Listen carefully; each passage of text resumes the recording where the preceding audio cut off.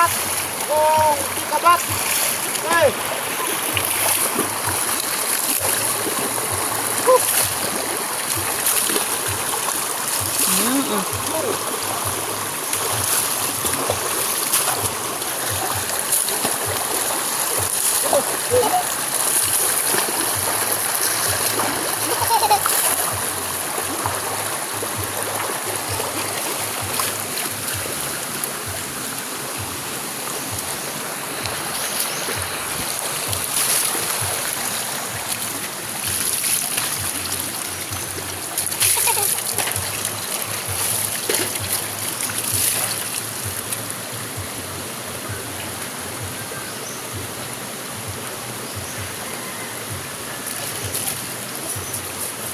Okay, mga kaibigan.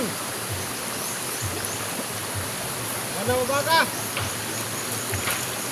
Kasi yung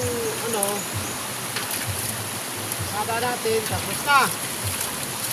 So, magpasalamat tayo sa opisyalis, sa Don Marcelino o sa barangay.